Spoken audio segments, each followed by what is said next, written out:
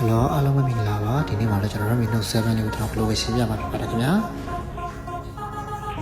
အဲ့ဒီကိုရှိရတဲ့ကောင်တော့ hardware method နဲ့လည်းရှင်းပြရသလို software method နဲ့လည်းရှင်းပြရပါတယ်ခင်ဗျာကျွန်တော်တို့ hardware method နဲ့ပဲဒီနေ့ရှင်းပြမှာဖြစ်ပါတယ်ခင်ဗျာ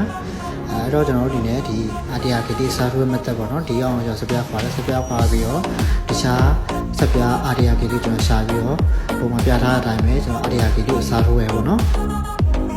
ပုံကတော့တခြားသူရဲ့ပုံမှန်ရှင်နဲ့ credit ပေးပါခင်ဗျာဒါတခြားသူရဲ့ပုံပေါ့နော်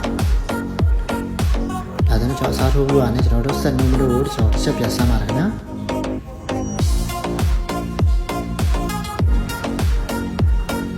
set name ပြီးဆိုတာねကျွန်တော်ကဒီကောင်ပေါ်ကွန်ဖြစ်တဲ့အတွက်ကြောင့်ကျွန်တော် program share ကိုတဝမ်းထောက်ပြီးဝင်ပြီးတော့ကျွန်တော် myc2 နဲ့ပဲ software file လေး flat ထားရပါတော့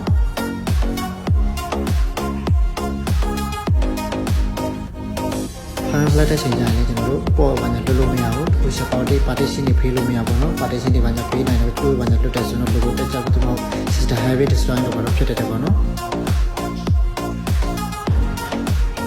ဆိုတော့ software file လေးရေးနေပေါ့နော်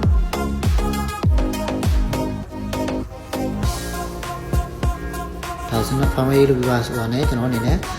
စက်နုံးတို့ power terminal ကိုကျွန်တော်တစ်ချက်ပြင်ပြီးစစ်တယ်ပေါ့နော်ဒါဆို second loop ကိုလေးပြေးတယ်ပေါ့နော်တကယ်ဒီလိုနေရာမှာရှိနေတာမအောင်ဘူးဆိုရင်ဒီ second loop ကနေလုံးဝပတ်ပြီးတော့ဒီ recovery ပဲ auto ပြန်လည်နေတတ်ပါတယ်ဘိုးကတော့ကျွန်တော်တို့ MIU တက်နေပြီဖြစ်ပါတယ်ခင်ဗျာ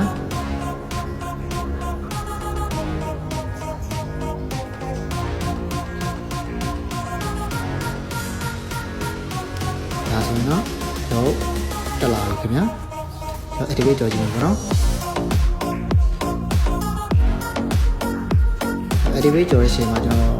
launch case ဆက်ရှိရတော့ကျွန်တော်အနေနဲ့ကျွန်တော်ကြော်လိုက်ပါခင်ဗျာဒါဆိုတော့ကျွန်တော်ပြီးသွားပြီပေါ့နော် application လုပ်ပြီးသွားပြီပေါ့ခင်ဗျာအခုလိုဗီဒီယိုလေးကြည့်ကြည့်ပြီးရတဲ့အတွက်လည်းကျေးဇူးတင်ပါတယ်ခင်ဗျာ